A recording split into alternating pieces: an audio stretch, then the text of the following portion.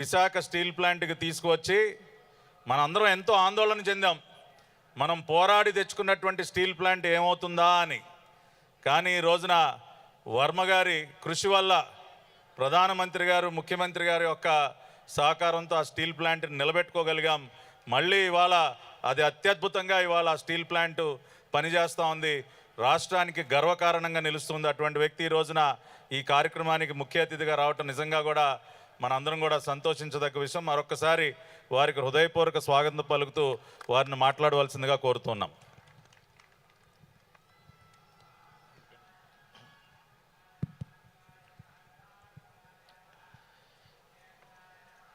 వేదిక మీద ఉన్నటువంటి పెద్దలు, స్థానిక పార్లమెంట్ సభ్యులు, మిత్రులు, శ్రీ కేశినేని శివనాథ్ గారు, చిన్ని గారికి, మాజీ మంత్రివర్యులు, డిసిసిబి అధ్యక్షులుగా ఉన్నటువంటి నెట్టెం రఘురామ్ గారికి, నాగుల్ మేరా గారికి, కొమారెడ్డి పట్టాభి గారికి, మిత్రులు బుద్ధా వెంకన్న గారికి, చిట్టుబాబు గారికి, వేదిక ముందు ఆశీనులైనటువంటి పెద్దలందరికీ కూడా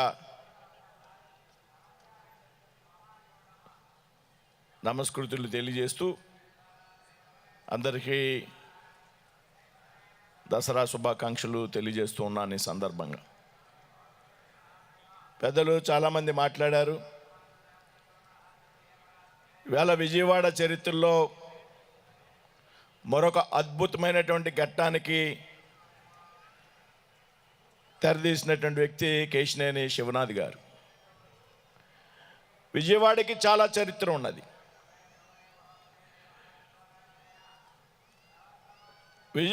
విజయవాడ యొక్క ప్రాముఖ్యత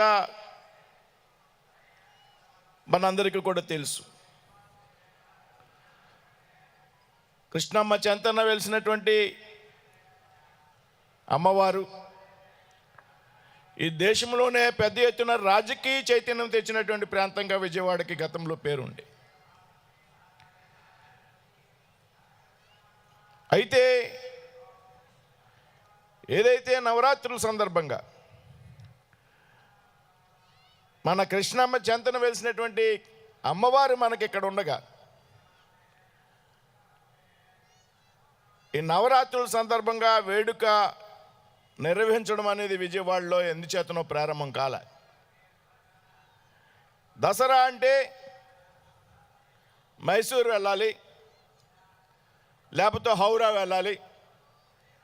దేశవ్యాప్తంగా అన్ని ప్రాంతాల నుంచి కూడా దసరా సందర్భంగా మైసూరుకి కానీ హౌరాకి కానీ ప్రత్యేక రైళ్లు నడిపేటువంటి పరిస్థితి ఉంటుంది. కానీ విజయవాడగా ఆ ప్రాముఖ్యత రాలే. అయితే కొంతమంది పెద్దల సంకల్పంతో, ముఖ్యంగా పార్లమెంట్ సభ్యులుగా ఉన్నటువంటి మిత్రులు చిన్ని గారి యొక్క చొరవతో సొసైటీ ఫర్ వైబ్రెంట్ విజయవాడ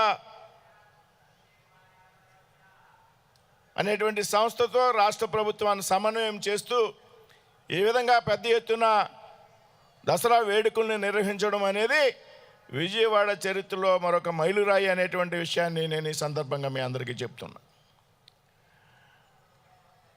ఇందాక చాలామంది పెద్దలు చెప్పారు, ఏదన్నా కార్యక్రమాన్ని మొదలుపెట్టేటువంటి వ్యక్తి ఉండాలి. అది మొదలు పెడితే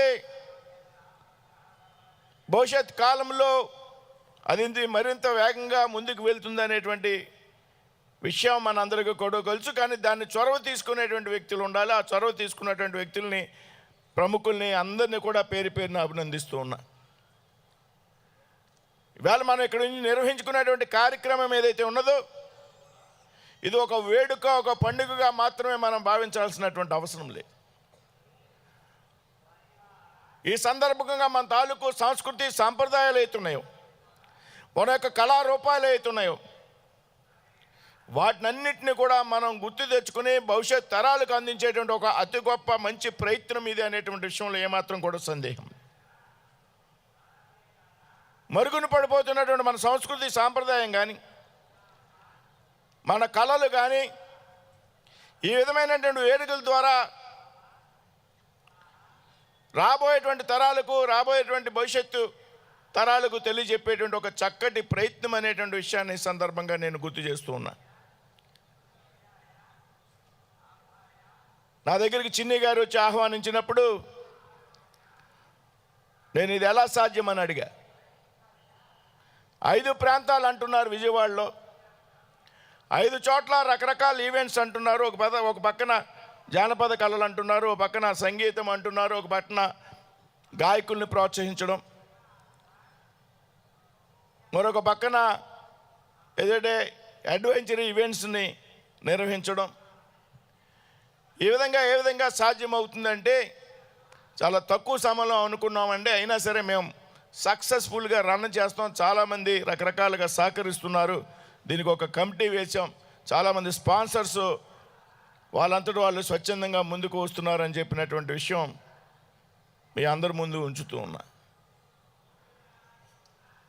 అంటే రాబోయేటువంటి రోజుల్లో విజయవాడ కూడా దసరా అంటే విజయవాడకు ఒక ప్రత్యేకమైనటువంటి రైళ్లు రావాలా, దేశంలో ఉన్నటువంటి నలు ప్రాంతాల నుంచి కూడా ప్రజలు ఈ విజయవాడ రావాలి అనేటువంటి విషయాన్ని సందర్భంగా నేను మాట్లాడుతూ ఉన్నా. ఇది మొదటి సంవత్సరమే ఇంత పెద్ద ఎత్తున మీరు సక్సెస్ఫుల్గా నిర్వహించినటువంటి విధానం. రాబోయేటువంటి సంవత్సరాల్లో మరింత అద్భుతంగా జరుగుతుందనేటువంటి విషయంలో కూడా ఏమాత్రం కూడా అనుమానం లేదు. ఇది చాలామందికి స్ఫూర్తినివ్వాలి. ఇటువంటి కార్యక్రమంలో భాగస్వాములు అయ్యేటువంటి ప్రయత్నం మనం అందరూ కూడా చేయాలి. చిన్ని గారు నా దగ్గరకు వచ్చినప్పుడు చెప్పారు, నాకు కూడా స్ఫూర్తి వేళ చిన్ని గారు. ఏ విధంగా అంటే మేము ఈ రకమైనటువంటి ప్రయత్నం చేస్తున్నాం విజయవాడలో. మీరు సంక్రాంతికి మీ ప్రాంతంలో భీమవరం అంటే మీ అందరికీ తెలుసు, సంక్రాంతి ప్రత్యేకత తెలుసండి, అందరికీ తెలుసు కదా. అది ఈ సందర్భంగా నేను చెప్పను, కానీ సరైనటువంటి వేదిక కాదు ఇది. మీ జిల్లాలో అది అలాగూ ఉంటుంది, కానీ ఒక ట్రెడిషనల్ ఈవెంట్ మీరు ఎందుకు ఆ 3-4 రోజుల పాటు చేయకూడదు? నాకు ఎక్స్పీరియన్స్ అనుభవాల్ని మీతో షేర్ చేసుకుంటాను. నేను కూడా మీకు సహకరిస్తాను. రాబోయేటువంటి సంక్రాంతి ఖచ్చితంగా మీరు 3-4 రోజుల పాటు అక్కడ ఒక కార్యక్రమాలు నిర్వహించిన అనేటువంటి ఒక ఆలోచన నాలో కలిగించినందుకు చిన్ని గారిని సందర్భంగా అభినందిస్తూ ఉన్నాను. తప్పనిసరిగా నేను రాబోయేటువంటి సంక్రాంతికి మా ప్రాంతంలో ఏదైతే సాంప్రదాయకపరమైనటువంటి విషయాలు ఉంటాయో, ఏదైతే ట్రెడిషన్ నిలబెట్టేటువంటి అంశాలు ఉంటాయో, వాటి మీద 4 రోజుల పాటు కూడా మరి ఏదైతే ఇక్కడ ఉన్నటువంటి ప్రముఖులు పెద్దలు చిన్ని గారు సలహాతో నేను కూడా కార్యక్రమం తీసుకోవాలని నిర్ణయించుకోవడం జరిగింది. ఈ విధంగా పెద్దలు రాష్ట్ర ప్రభుత్వం కానీ, ఇవాళ విజయవాడ కానివ్వండి, అమరావతి కానివ్వండి, పెద్ద ఎత్తున అభివృద్ధి చెందబోతూ ఉంది. రాబోయేటువంటి రోజుల్లో పెద్ద ఎత్తున ఈ ప్రాంతానికి కేంద్ర రాష్ట్ర ప్రభుత్వాలు నిధులు సమకూరుస్తూ ఉన్నాయి.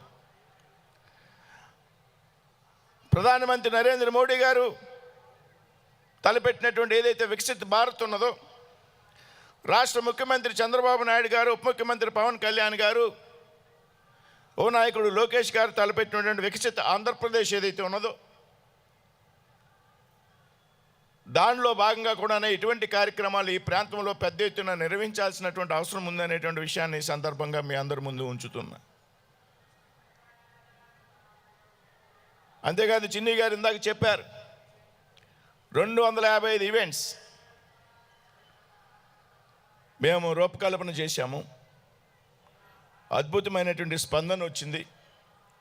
ఇందులో కూడా స్థానికంగా ఉన్నటువంటి కళాకారుల్ని ప్రోత్సహించడానికి ఆలోచన చేశాము. ఈ సందర్భంగా పెద్ద పెద్ద ఈవెంట్స్తో పాటు స్థానికంగా ఉన్నటువంటి కళాకారులను కూడా ప్రోత్సహించాలి. కాబట్టి స్థానికమైనటువంటి కళాకారులకు ప్రాధాన్యతనిస్తూ కొన్ని సాంస్కృతిక రూపాలను మేము ఆలోచన చేయడం జరిగింది అనేటువంటి విషయం. దీని ఆధారంగా ఈ ప్రాంతంలో ఉన్నటువంటి పెద్ద ఎత్తున కళాకారులు ప్రోత్సహించే విధంగా ఈ రకమైనటువంటి కార్యక్రమం తీసుకోవడం కూడా ముదావహం. అంతేకాదు ప్రాచీన కళలైనటువంటి తోలుబొమ్మ లాంటి ప్రదర్శనలు కూడా మేము ఇక్కడ ఏర్పాటు చేసామని ఆయన చెప్పినప్పుడు నాకు చాలా సంతోషం ఆనందం కలిగింది. కాబట్టి ఈ విధమైనటువంటి కార్యక్రమాలు తీసుకున్నటువంటి ఏదైతే వరల్డ్ బిగ్గెస్ట్ ఫెస్టివల్ కార్నివాల్, అంతేకాదు ఇప్పుడే చెప్తున్నారు చిన్ని గారు 2వ తారీఖున దాదాపు 3,000 మంది కళాకారులతో పెద్ద ఎత్తున విజయవాడలో ప్రదర్శన ఏర్పాటు చేయడం ద్వారా గిన్నిస్ బుక్ ఆఫ్ వరల్డ్ రికార్డ్స్లోకి విజయవాడ పేరుని నమోదు చేస్తున్నాం ఈ దసరా సందర్భంగా అన్నప్పుడు నాకైతే చాలా గర్వంగా అనిపించింది. విజయవాడ వాసులుగా మీ అందరూ కూడా ఆనందించాల్సినటువంటి విషయం. అందుకే ఇందాక చెప్పా, విజయవాడ చరిత్రలో ఇది ఒక మైలురాయి అనేటువంటి విషయాన్ని. కాబట్టి ఈ విధంగా కార్యక్రమాలు నిర్వహిస్తున్నటువంటి వ్యక్తులను, సంస్థల్ని రాజకీయాలకు అతీతంగా మనంతా కూడా ప్రోత్సహించాల్సినటువంటి అవసరం ఉంది. రాబోయే రోజుల్లో వారు చేసేటువంటి ప్రతి ఒక్క కార్యక్రమానికి కూడా మన సహకారం, మద్దతు పెద్ద ఎత్తున ఇవ్వాల్సినటువంటి అవసరం ఉందని మీ అందరికీ కూడా విజ్ఞప్తి చేస్తూ, మరి ఈ సందర్భంగా ఇంతటి పెద్దటి కార్యక్రమాన్ని తీసుకున్నటువంటి మిత్రులు కేశినేని శివనాథ్ చిన్ని గారిని అభినందిస్తూ, పెద్దలందరినీ వేదిక మీద ఉన్నటువంటి పట్టాభి గారిని, మీరా గారిని, రఘురామ్ గారిని, చిట్టిబాబు గారిని, బుద్ధా వెంకన్న గారిని, ఈ కార్యక్రమంలో తెర వెనుక ముందు ఉండి పనిచేసినటువంటి రాత్రిమాహులు అహోరాత్రులు పనిచేసినటువంటి ప్రతి ఒక్క వ్యక్తిని కూడా పేరు పేరున అభినందిస్తూ సెలవు తీసుకున్నాను. జై హింద్, జై భారత్.